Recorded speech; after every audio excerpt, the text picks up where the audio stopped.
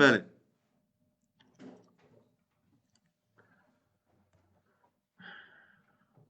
Konus. Konus nədir? Konus, düzbucaqlı üçbucağın bir kateti ətrafında fırlanmasından alınan cisimdir. Yəni, bu düzbucaqlı üçbucağı tutaq ki, AC kateti ətrafında fırlatdığımız zaman hündürlüyü AC-yə, oturacağının radiusu da BC-yə bərabər olan bir konus əmələ gəlir. Bax, düzbucaqlı üçbucağın bir kateti ətrafında fırlanmasından alınan cismə deyilir konus. Burada AC o konusun oxu və ya hündürlüyü sayılır. Oxu və ya hündürlüyü. BC konusun oturacağının radiusu sayılır. AB də konusun doğranı sayılır. Yəni, konusun sərhədlərini əmələ gətirən o doğran. Yəni, AB. Hündürlüyü H-dan işarə edirik. Radiusu R-lə, doğranı da L-lə. Bunlar düzbucaqlı üçbucağın katetləri və hipotenuzu olduğu üçün bu üçü arasında bu münasibət hər zaman doğrudur. Yəni, doğranın kvadratı radiusun kvadratı ilə hündürlüyün kvadratı cəmlə bərabərdir. Çünki doğran hipotenuzdur, hündürlüklə radius da həmin düzbucaqlı üçbucağın katetləridir.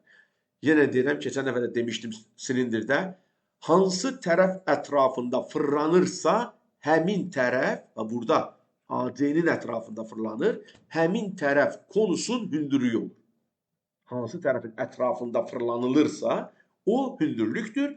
Digər kateti isə bizdə olur oturacaq çevrəsinin radiusu. Konusun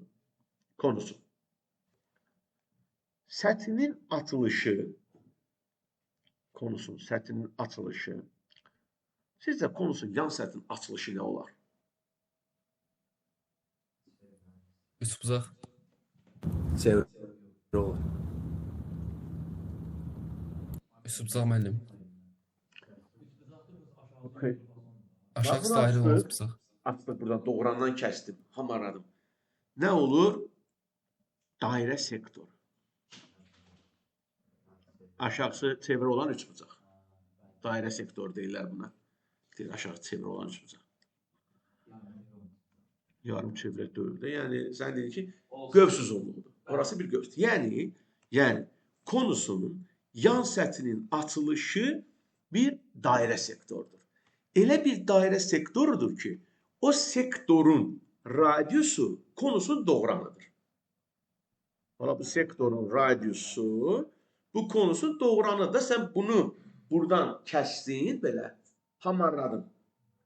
Və həmin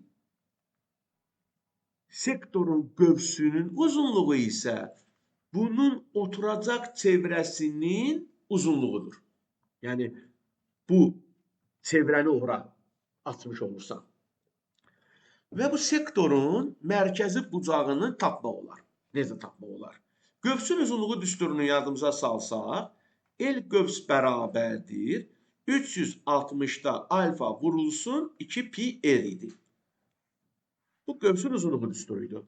Yadınızdadırsa. İndi bizim qövsün uzunluğumuz 2 pi L'dir. Yəni AB qövsün uzunluğu. 360-da fi, bizim mərkəzi bucaq fi'dir. Vur 2 pi L. Çünki bizim qövsün radiusu da burada L ilə ifadə olunur. Bu düsturdur. Ümumi düsturu yada salmaq üçün yazdım. Həmin düsturu bizim verilənlərə uyğunlaşdırdım. Burada 2 pi'lər ixtisar gedəndə fi bərabərdir. 360 vurun L böl L şəklində bir düstur çıxır. Bu bizə məsələ həllində lazım olan bir düsturdur. Burada fi konusun yan səthinin açılışındakı sektorun mərkəzi bucağını göstərir. R konusun oturacağının radiusudur. L konusun doğranıdır. Yəni, bunlar arasında belə bir münasibət formalaşdı. Onda konusun yan səthi nə oldu? Bir dairə sektoru. Düzdür? Sektorun sahə düsturu nə idi?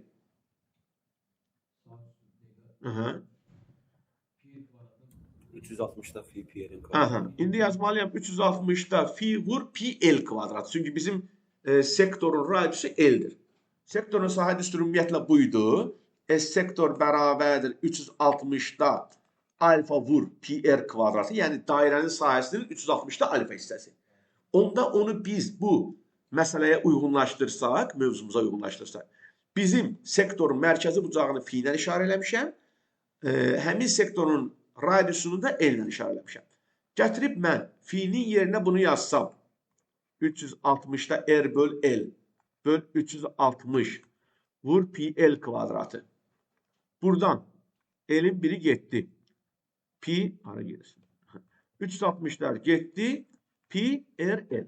Deməli, konusun yan səthinin sahə düsturu pi R L-ə bərabər. Bu da isbatı ki, niyə bunun yan səthi pi R L olmalıdır? Aydın mı? Yəni, konusun yan səthinin sahəsi pi R L-ə bərabərdir. Bunun həcmin düsturu var. Var. Deməli. Bəs hansı fiquruydu, həcmi yox idi? Deyəsən, kəsik konusuydu da o. Yox, nətər yəni yoxdur, var. Fəza fiqurların hamısının həcmi var. Müstəvi fiqurlarda həcmi olmur. Həcmi olmayan fəza fiquru ola bilər.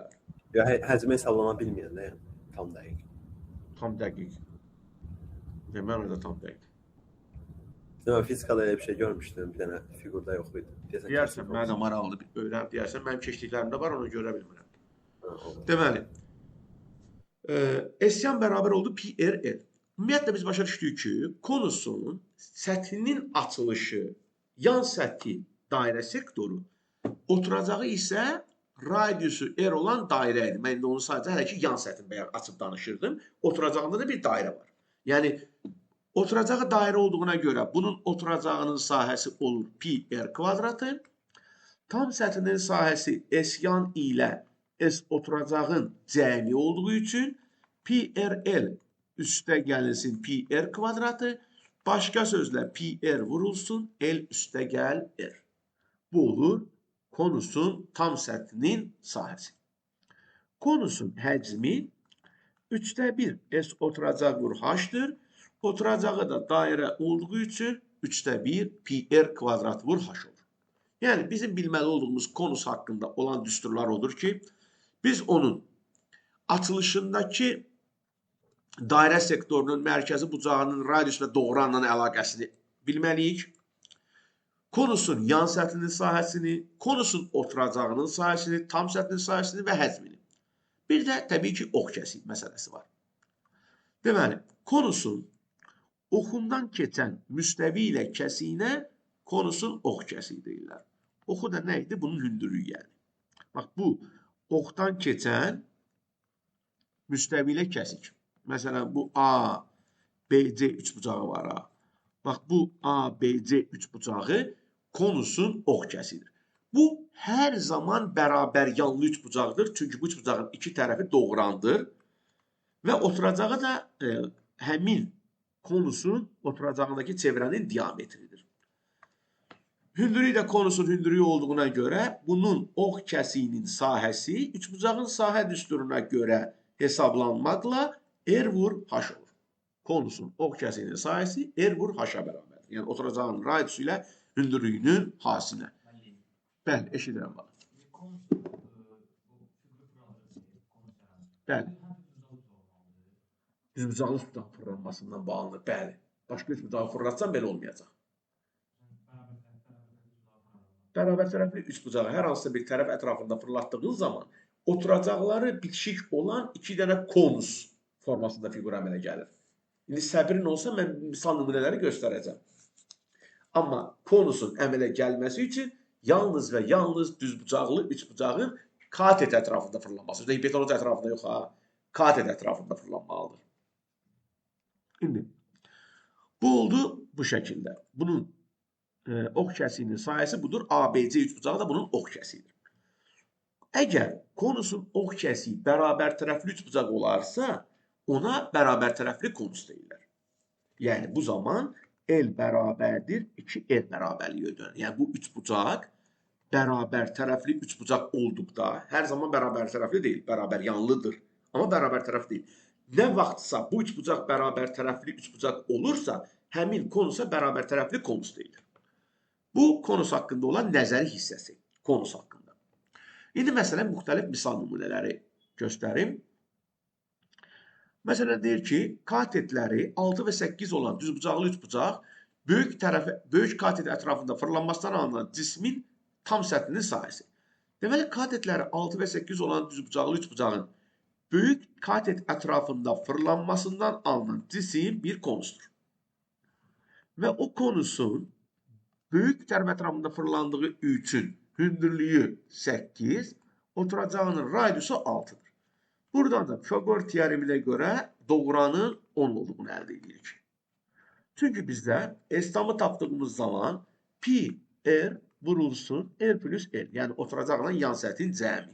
Pi vur 6, 6 üstə gəl 10, elədi 96 pi. Yəni çətin bir mövzu deyil əslində. Sonra konusun tutaq ki, deyir ki, konusu.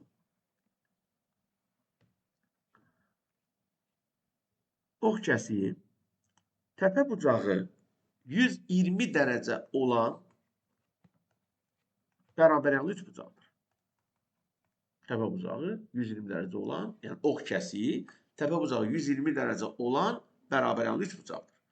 Konusun doğranı 12 cm olarsa, konusun həcmini tapın. Biz başa düşdük ki, bu bərabəryanlı üçbucağın təpə bucağı 120 dərəcədirsə, bu bucaqları 30'dur. Buradan hündürlük çəksən, bura olur 6, radiusda olur 6 kök 3. Yəni hündürlük oldu 6, radiusda oldu 6 kök 3.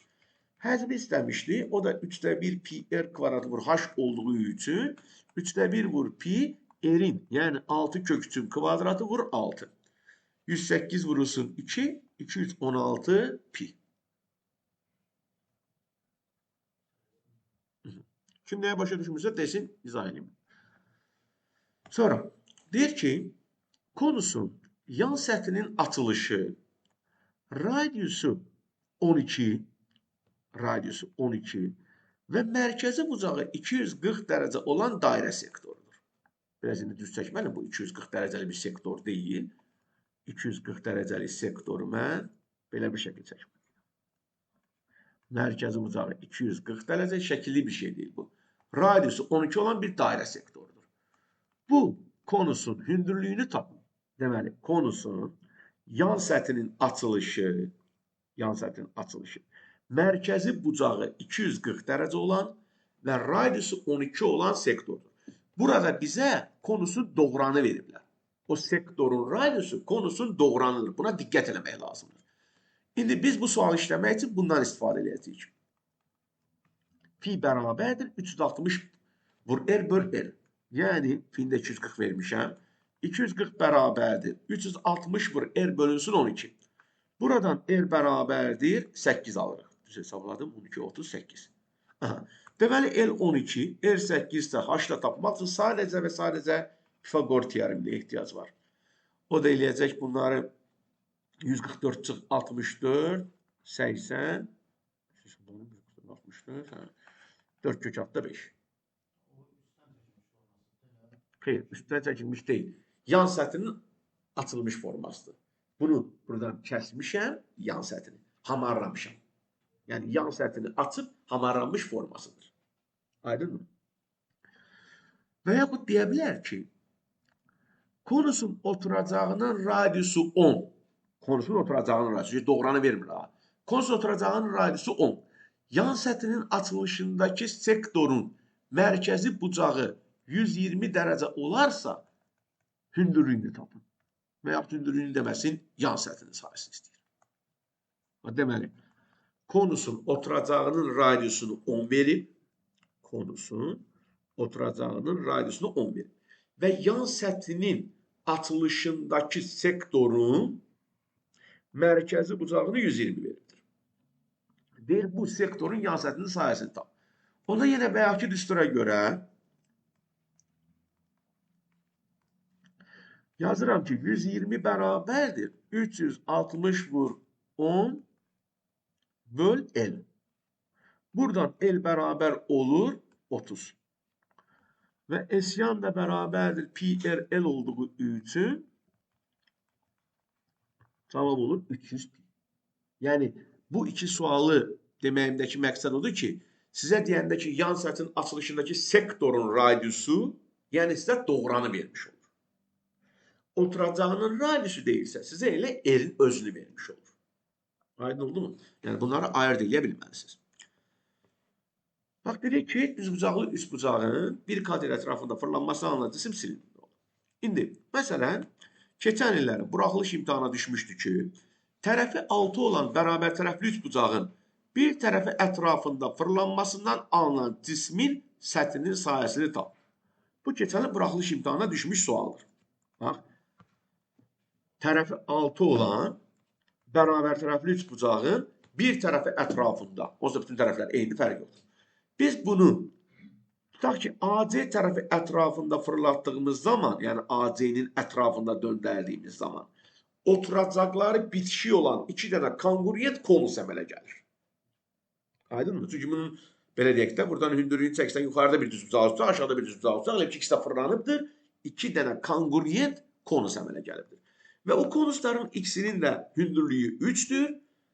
Oturacaq çevrələrinin radiusu isə 3 kök 3'dür. Yəni hündürlükləri 3 oldu, doğranları 6 idi, radiusu da 3 kök 3 oldu. İndi bunun səthinin sayəsi deyil. Bunun səthinin sayəsi deyəndə artıq burada oturacaq yoxdur. Çünki bunlar bitişik olduğu üçün görünən hissə sadəcə konusların yan səthləridir. Bəli, birini tapıb ikiyə vura bilərik, çünki ikisi də eynidir. S-yan bərabərdir pi r l düsturuna görə pi vurulsun. Bəli, İslam. Hissələrin tərpənişləri.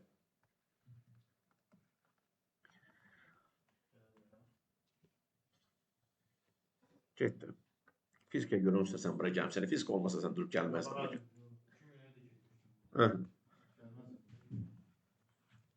Bu da eləyir 36 kök 3 pi. Aydın oldu.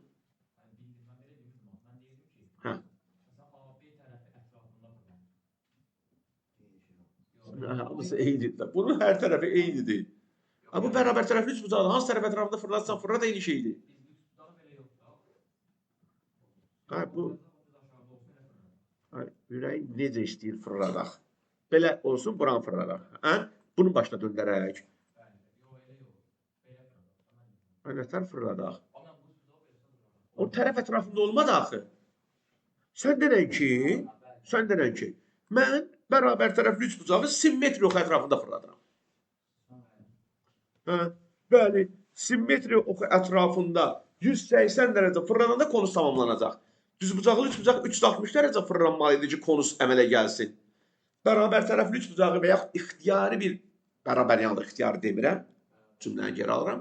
Ən azı bərabər yanlı və ya bərabər tərəfli üçbucağı simmetri oxu ətrafında fırlatsan, 180 dərəcə fırlananda konus tamamlanacaq. Sən deyək ki, mən başqa şey istəyirəm. Bu sanki tərəf ətrafında fırladıram, tərəf ətrafında fırladıram. Bəli, məsələn, bizə belə bir sual verə bilər. Deyə bilər ki,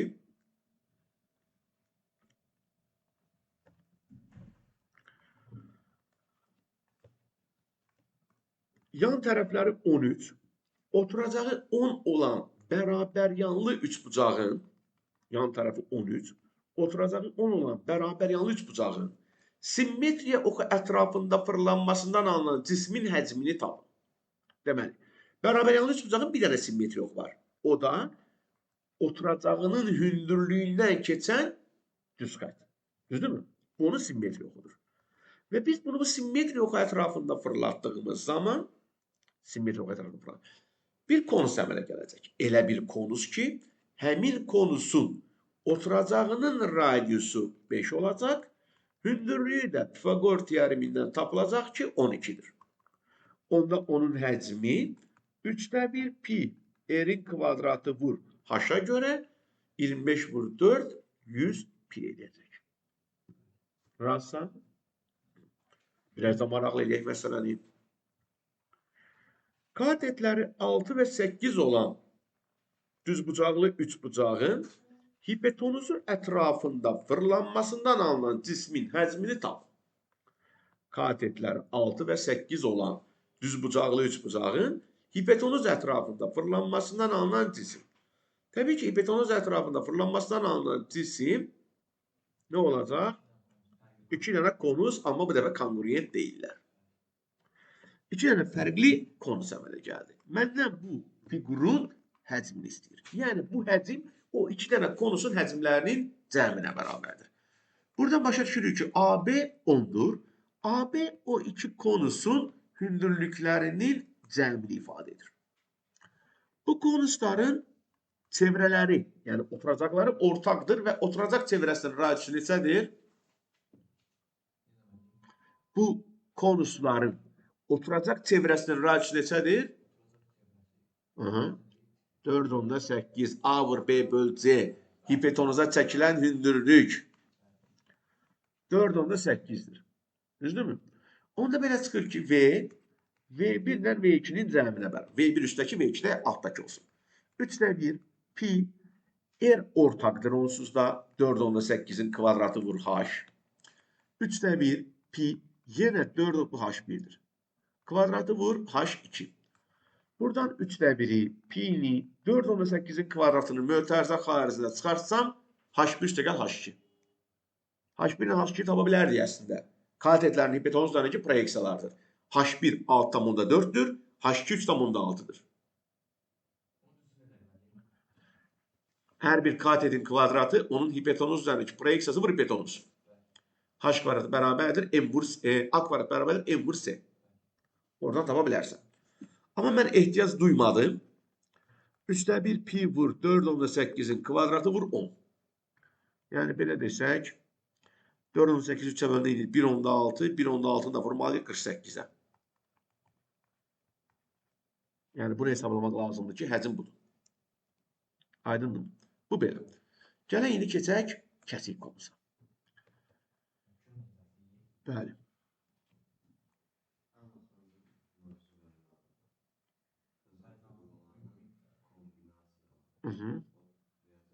Xeyr. Deməli, seçib bəzilərini verəcəm. O, əsasən blok suallarının olduğu bir mövzudur. Deməli, kəsik konusu nədir? Konusu, oturacağına paralel müstəvi ilə kəsdikdə, oturacaq ilə kəsiyin arasında qalan hissə olur kəsik konusu. Yaxşı, kəsik konusu sizcə hansı bir çoxbucaqlının fırlanmasına əmələ gələ bilər? Hansı trapesiyanın? Düzbucaqlı trapesiyanın, bəli. Düzbucaqlı trapesiyanı bu düzbucağı əmələ gətirən yan tərəf ətrafında fırlatsaq, bu zaman kəsik konusu əmələ gələr. Həmçinin. Bunu tutaq ki, oturacağının radiuslarına L deyək, bura H, burada L deyək. Burada düsturları ispat edib uzatmayacağım vaxtı. Bunun yan səthinin sahəsi pi vurulsun, R plus R vurulsun L'dir. Tam səthi isə 2 dənə oturacaqdan və yan səthdən ibarət olduğu üçün pi R kvadrat tutaq ki, üst oturacağın sahəsi, bu pi R kvadrat alt oturacağın sahəsi, bir də üzərinə gəlirik yan səthinin sahəsini. Bunun həcmi düsturu 3/1 pi H 3/1'dir. Vur R kvadratı üstə gəl RR üstə gəl R kvadratı. Bu əslində kəsik piramidanın həcm düsturundan eyni şeydir. Orada S1 üstə gəl kök altda S1 S2 üstə gəl S2. S1 tutaq ki alt oturacaqdakı dairənin sahəsi pi R kvadratı. O birisi pi R kvadratı vur pi R kvadratından pi R çıxdı çölə. O birisi pi R kvadratı. Pi də hamısından çıxartdıq çölə. 3/1 pi H vurulsun bu. Bu da olur kəsik konusun həcm düsturu. Bunlarla bağlı buraxılış imtahanında sual düşməsə də blok imtahanında suallar düşür. Yəni ümumiyyətlə kəsik piramidi olsun, kəsik konusu olsun, bunlara aid sual topluluqda da azdır. Amma buraxılış imtahanına rastımıza çıxmayıb, amma heç olmasa düsturları bilməli verə bilər çünki. Amma blok imtahanında biz bunun suallarını görürük. Rastımıza çıxır. Yəni heç lazımsız bir şey deyil. Qabağımıza çıxacaq. Bu belə. Yəni burada da yenə bu düsturları bilməliyik və bunu tanımalıyıq ki, nədir kəsik konusu. Gəldik kürə və sfera.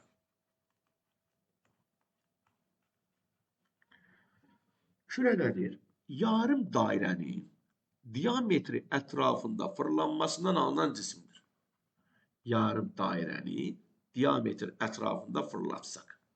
360 dərəcə fırlatsaq, tam dairədə 180 dərəcə. Qəpiyi fırladırsa sürətli. Elə ki, köylənir. Kürə əmələ gəlir. Yəni, yarım dairənin diametr ətrafında fırlanmasından alınan cisim adlanır kürə. Kürənin səthinə, yəni üz qabığına deyilir sfera. Kürə ilə sferanın fərqi odur ki, kürənin içi doludur. Məsələn, belə deyək, tenis topu. İçi də rezinlidir, onu deyəsən. Doludur. Amma futbol topu, basketbol topu, bunun içi də çöldəki havadandır. Sadəcə səthdə qabıq var. Yəni, o sferadır. Yəni, kürənin səthində sfera deyilir. Kürənin içi doludur, amma sferanın içi boşdur.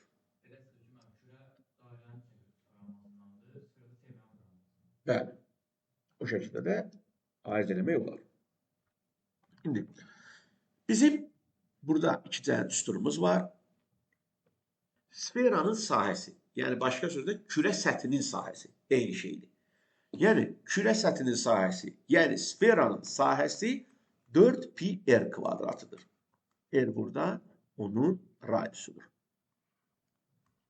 Yəni, kürənin həcmi isə 3/4 πr kubudur. Bunu yəqin ki, fizikadan çoxdan bilirsiniz artıq.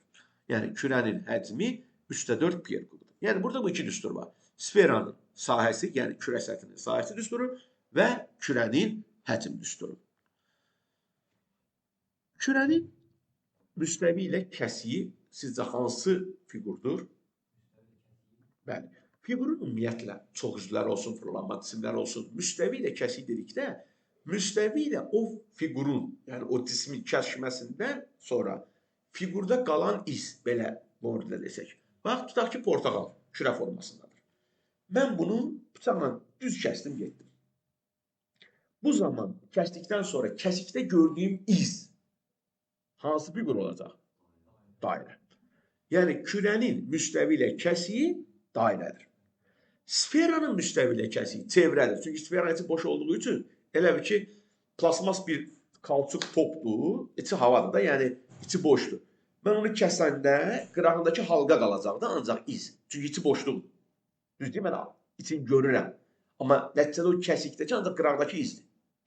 Yəni, bunu bilməliyik. Və buna aid testlərdə sual görürük. Nədir sual yox ha? Deyir ki, tutaq ki, kürənin mərkəzindən 3 sm məsafədə keçirilmiş kəsiyin sahəsi, kürənin mərkəzindən 3 sm məsafədə keçirilmiş kəsiyin sahəsi 16 pi'dir. Kürənin mərkəzindən 3 sm məsafədə. Həmin kürənin səthinin sahəsini tapın. Deməli, mən kürənin mərkəzindən 3 sm məsafədə bir kəsik keçirsəm, həmin kəsik bir dairədir. Bu kürənin mərkəzindən o dairəyə qədər olan məsafə düz onun mərkəzinə qədərdir. Ən yaxını oradır. Ən yaxını. Bu 3'tür mənə verilir. Kəsikdə bir dairə alındığı üçün o dairənin radiusunu r ilə işarə eləsəm, πr kvadratı 16 pi olduğu üçün radiusu oldu 4. Bu da məsafəni d ilə işarə eləyim.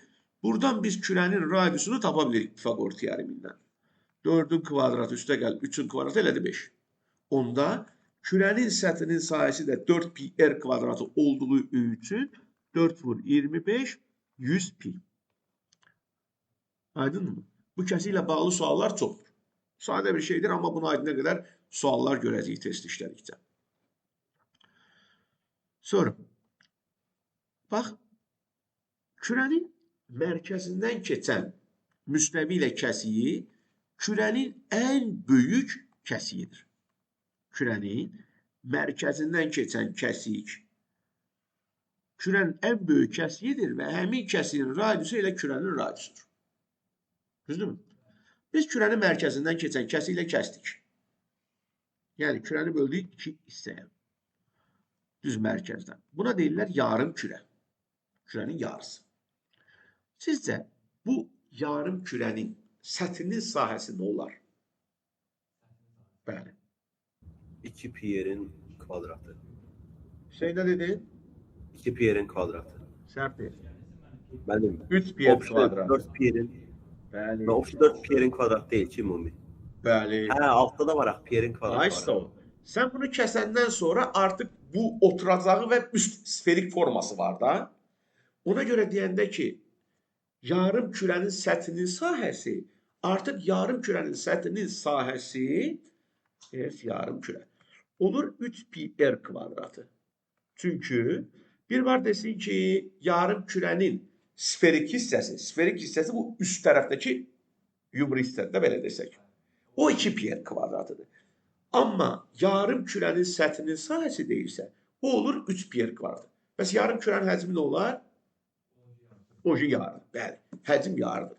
Və yarım kürə olacaq 3-də 2 pi r-in kubu. Çünki həcm yarı bölündü də, həcm yarı bölündü. Aydınmı? Orada kürə qurşağı zad var, onlar lazım deyil, mən yazmışam ora.